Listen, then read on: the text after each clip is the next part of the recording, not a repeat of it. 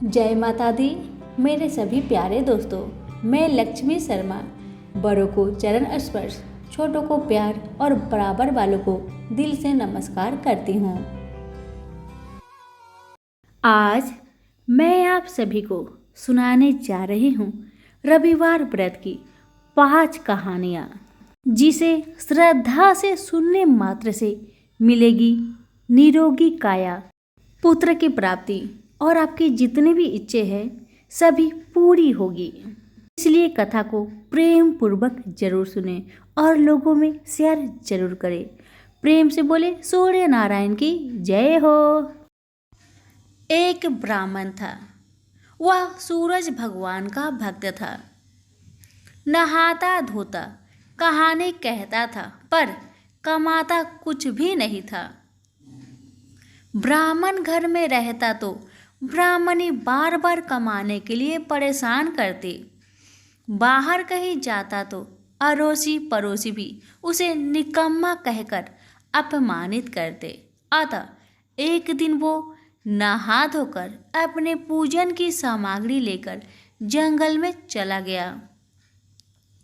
वहाँ एक सूखे पीपल के पेड़ के नीचे बैठकर पूजा पाठ करी और सूरज भगवान की कथा करी।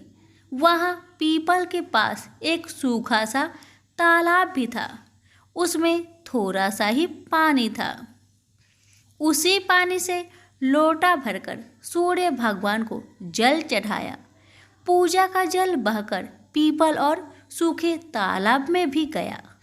जल के जाते ही सूख पीपल हरा भरा तथा सूख तालाब साफ पानी से भर गया।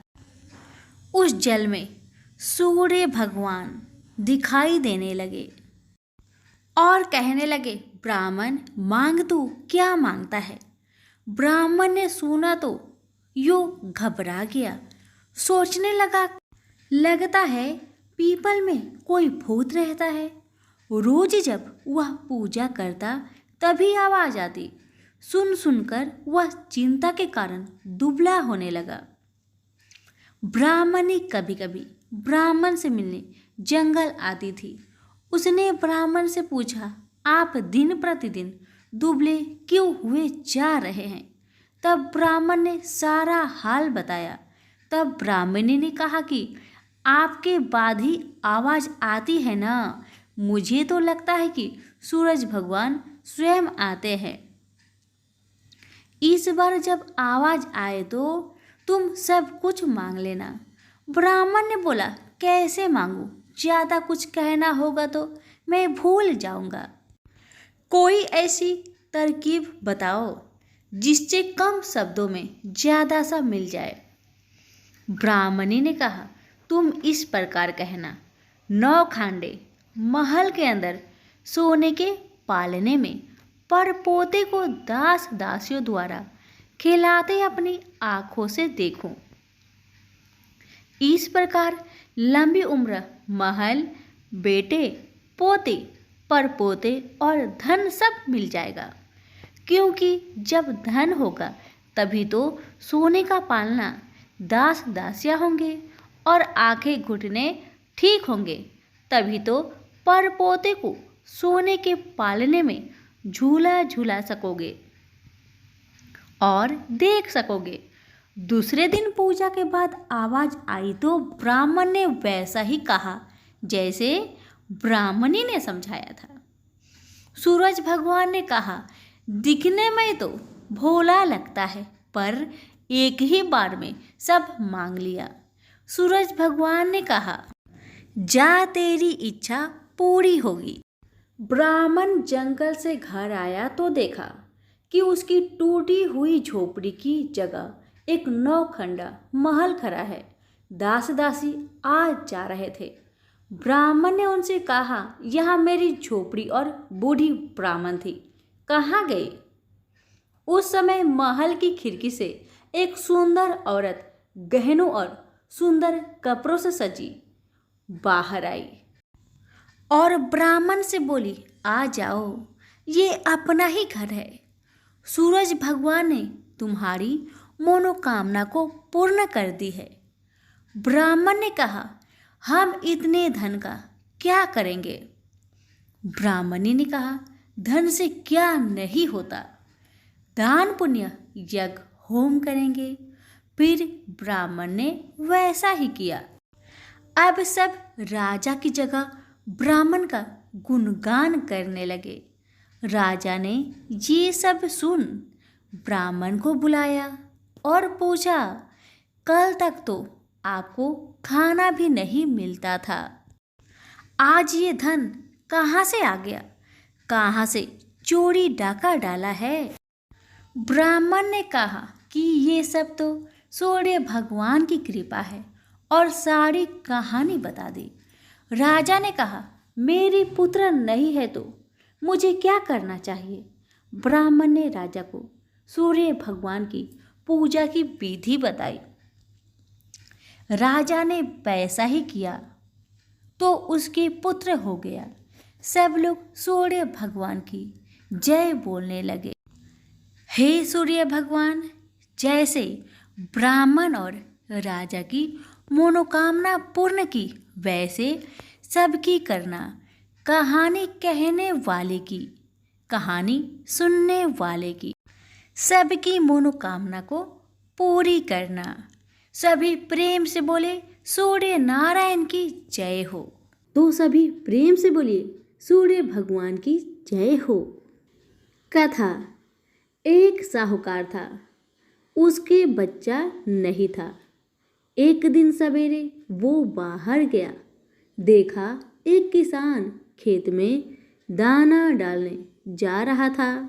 साहूकार के मिलते ही वो वापस लौट गया और बोलता गया, आज तो शगुन अच्छा नहीं हुआ।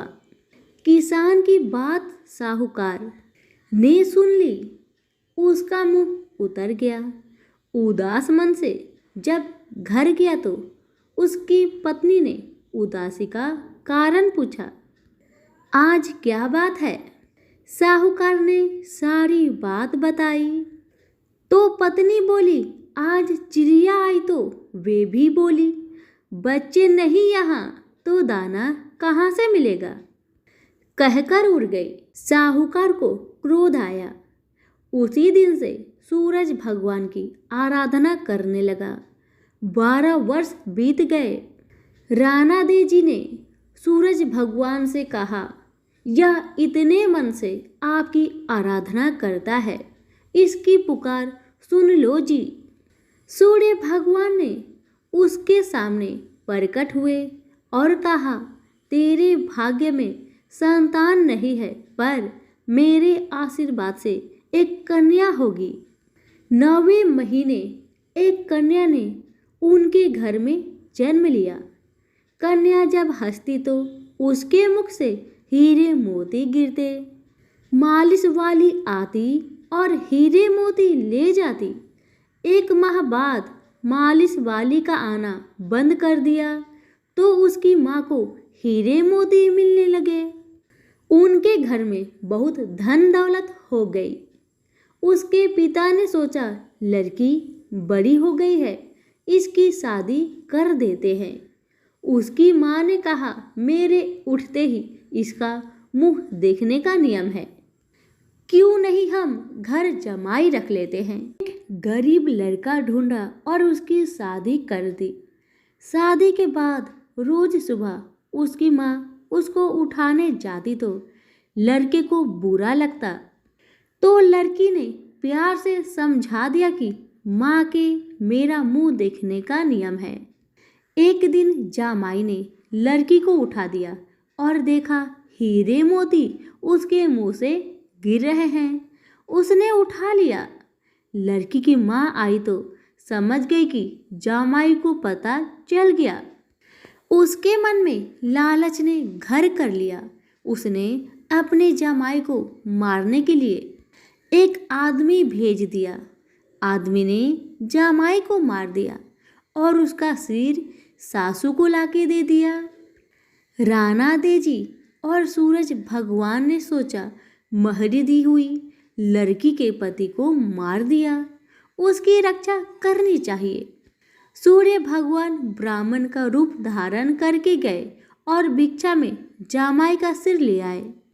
अंग जोड़कर अमृत का छींटा दिया और उसका पति जीवित हो गया। लड़की के पौष रविवार का व्रत करने का नियम था। वह पूजा कर कहानी सुन भोजन करने के लिए पति का इंतजार कर रही थी। उसका पति आया तो उसने पूछा, आपको पता नहीं है क्या, दिन अष्ट होने पर मैं खाना नहीं खा सकती, अगले दिन खाना पड़ता है। उसके पति ने उसको सारी बात बताई। बेटी बोली, अब हम यहाँ नहीं रहेंगे। सास ने बहुत पश्चाताप किया, पर बेटी अपने पति के साथ ससुराल में सुख पूर्वक रहने लगी। उसके घर में सुख समृद्धि हो गई। हे सूरज भगवान, जैसे बेटी पर कृपा करी वैसे सब पर करना। उसने अपने परिवार पुत्र पौत्र के साथ जीवन यापन कर अंत में सूर्य लोक में स्थान प्राप्त किया। सभी प्रेम से बोले, सूर्य भगवान की जय हो। इस व्रत के देवता सूर्य महान तेजस्वी व बलि होने के कारण उनको प्रसन्न करने के लिए यह व्रत किया जाता है, ताकि उनके प्रसन्न होने पर व्रती को संसार के समस्त सुख प्राप्त हो। रविवार के व्रत को करने से मनुष्य का मान सम्मान बढ़ता है, बुद्धि में तेज आती है, मानसिक कलेश दूर होकर मन शांत होता है, वह सुख की अनुभूति होती है, समस्त मनोकामनाएं पूर्ण होती है, स्वस्थ और दीर्घ आयु मिलती है, कुष्ठ एवं अन्य चमड़े रोगों से छुटकारा मिलता है, सांसारिक कष्टों से मुक्ति मिलती है, पाप नष्ट होते हैं और घर में रिद्धि सिद्धि का वास होता है। कथा। इस व्रत की कथा का उल्लेख भविष्य पुराण में इस प्रकार हुआ है। जब मथुरा को छोड़कर भगवान श्री कृष्ण ने द्वारिकापुरी का निर्माण कराया तो इस अद्भुत नगरी को देखने की इच्छा से महर्षि दुर्वासा वहां पहुंचे। श्री कृष्ण ने उन्हें अपने महल में ठहराकर उनका आदर सत्कार किया और भोजन कराया। उनकी बातचीत के दौरान कृष्ण के पुत्र सांब ने जब महर्षि का उपहास किया तो दुर्वासा बड़े क्रोधित हुए, लेकिन वे उसे प्रकट न कर पाए। द्वारिकापुरी से लौटने के बाद उन्होंने सारा किस्सा नारद को सुनाकर कहा कि वे सांब को सबक सिखाएंगे। जब नारद द्वारिकापुरी पहुंचे तो उन्होंने श्री कृष्ण से उनकी सेना देखने की इच्छा प्रकट की। सेना देखते समय नारद बोले कि आपकी सेना सांब के बिना शोभा नहीं दे रही, इसलिए आप मुझे सांब को बुलाने की आज्ञा प्रदान करें। आज्ञा मिलते ही नारद जाम्बती के पुत्र सांब को वहां ले आए। अति रूपवती भगवान श्री कृष्ण की रानियां सांब को देखकर परस्पर चुंबन करने लगी। इस पर नारद ने श्री कृष्ण को उस्काते हुए कहा, हे प्रभु, यह सांब बड़ा दुष्चरित्र है। इन वचनों को सुनकर श्री कृष्ण ने क्रोध में आकर सांब को कुष्ठ रोगी होने का श्राप दे दिया। श्राप के कारण सांब तुरंत कुष्ठ रोग से पीड़ित हो गया। कुष्ठ रोगी बनते ही सांब ने दुखित होकर भगवान से अपने अपराध का कारण पूछा तो उन्होंने कहा, महर्षि दुर्वासा का अपमान करने के कारण ही तुम इस अवस्था में पहुंचे हो। जो व्यक्ति अपने से बड़ों तथा गुरुजनों का अपमान करते हैं वे पाप के भागी होते हैं। यह सुन सांब ने श्री कृष्ण के चरण पकड़कर कहा, भगवान, मुझे अपने अपराध के लिए क्षमा करे तथा कुष्ठ रोग से छुटकारा पाने का उपाय बताए। तब श्री कृष्ण भगवान ने कहा, तुम रविवार का व्रत करो। गोबर द्वारा भूमि पर गोल मंडप बनाकर लाल पुष्प और लाल अक्षत से सूर्य देव की पूजा करके उन्हें गंगा जल से अर्घ्य दो। इससे तुम्हारा कुष्ठ रोग दूर होगा और समस्त मनोकामनाएं पूर्ण होगी। इस व्रत को जब सांब ने पूर्ण श्रद्धा व विश्वास से विधिवत किया तो उसके प्रभाव से उसका रोग दूर हो गया और उसने फिर से अपने रूप यौवन को प्राप्त किया। तो सभी प्रेम से बोलिए सूर्य भगवान की जय। प्राचीन काल में एक बुढ़िया रहती थी। वह नियमित रूप से रविवार का व्रत करती। रविवार के दिन सूर्य उदय से पहले उठकर बुढ़िया स्नान आदि से निवृत्त होकर आंगन को गोबर से लिपकर स्वच्छ करती। उसके बाद सूर्य भगवान की पूजा करते हुए रविवार व्रत कथा सुनकर सूर्य भगवान का भोग लगाकर दिन में एक समय भोजन करती। सूर्य भगवान की अनुकंपा से बुढ़िया को किसी प्रकार की चिंता एवं कष्ट नहीं था। धीरे धीरे उसका घर धन धान्य से भर रहा था। उस बुढ़िया को सुखी होते देख उसकी पड़ोसन उससे जलने लगी। बुढ़िया ने कोई गाय नहीं पाल रखी थी, अतः वह अपनी पड़ोसन के आंगन में बंधी गाय का गोबर लाती थी। पड़ोसन ने कुछ सोचकर अपनी गाय को घर के भीतर बांध दिया। रविवार को गोबर न मिलने से बुढ़िया अपना आंगन नहीं लिप सकी।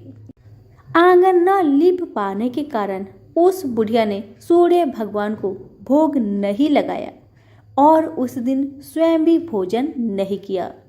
सूर्यास्त होने पर बुढ़िया भूखी प्यासी सो गई। प्रातःकाल सूर्योदय से पूर्व उस बुढ़िया की आंख खुली तो वह अपने घर के आंगन में सुंदर गाय और बछड़े को देखकर हैरान हो गई। गाय को आंगन में बांधकर उसने जल्दी से उसे चारा लगाकर खिलाया। पड़ोसन ने उस बुढ़िया के आंगन में बंधी सुंदर गाय और बछड़े को देखा तो वह उससे और अधिक जलने लगी। तभी गाय ने सोने का गोबर किया। गोबर को देखते ही पड़ोसन की आंखें फट गई। पड़ोसन ने उस बुढ़िया को आसपास न पाकर तुरंत उस गोबर को उठाया और अपने घर ले गई तथा अपने गाय का गोबर वहां रख आई।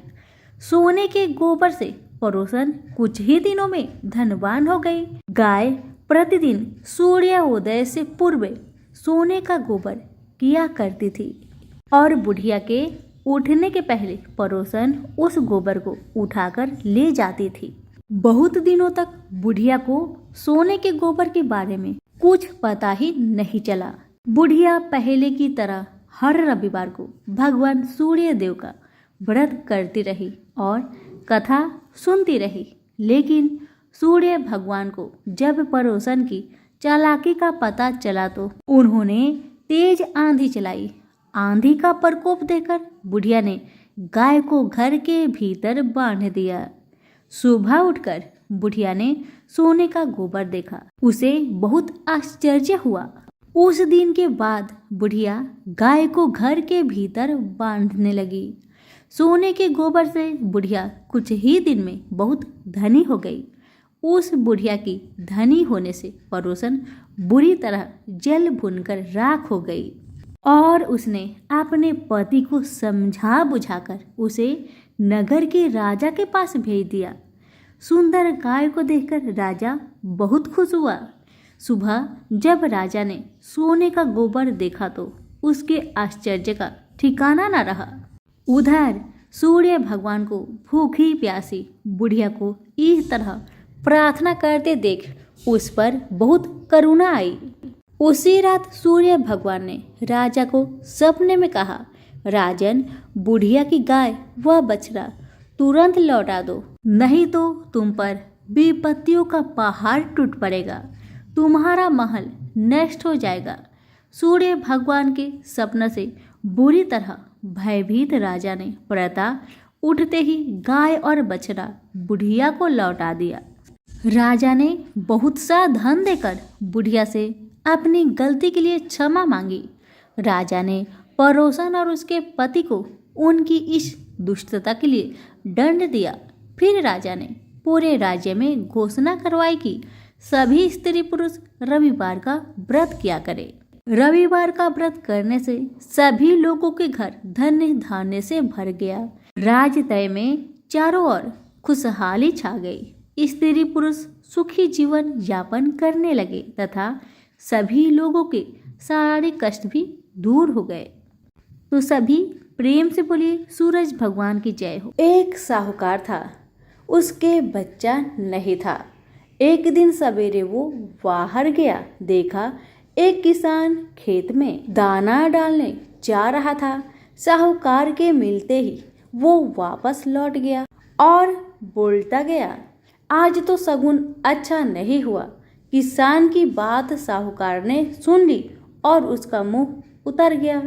उदास मन से जब घर गया तो उसकी पत्नी ने उदासी का कारण पूछा, आज क्या बात है? साहूकार ने सारी बात बताई तो पत्नी बोली, आज चिड़िया आई तो वे भी बोली बच्चे नहीं यहाँ, तो दाना कहाँ से मिलेगा?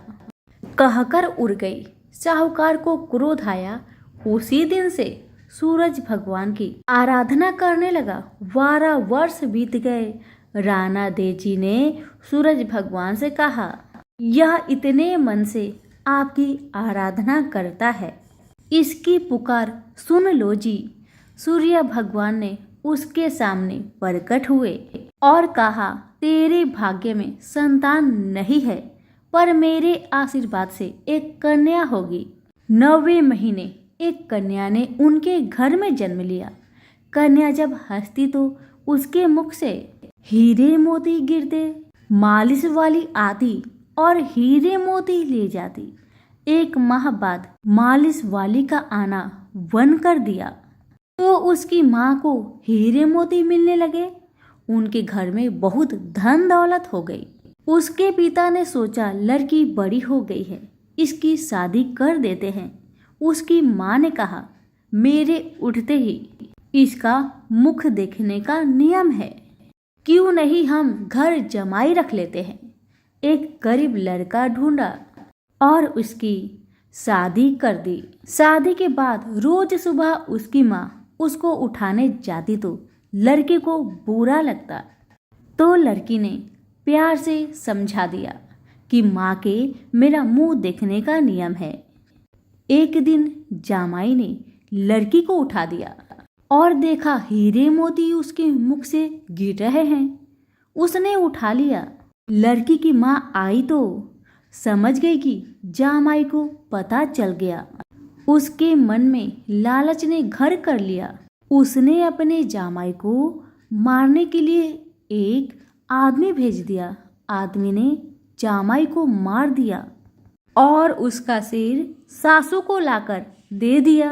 राणा देजी और सूरज भगवान ने सोचा, माहरी दी हुई लड़की के पति को मार दिया, उसकी रक्षा करनी चाहिए। सूरज भगवान ब्राह्मण का रूप धारण करके गए और भिक्षा में जामाई का सिर ले आए।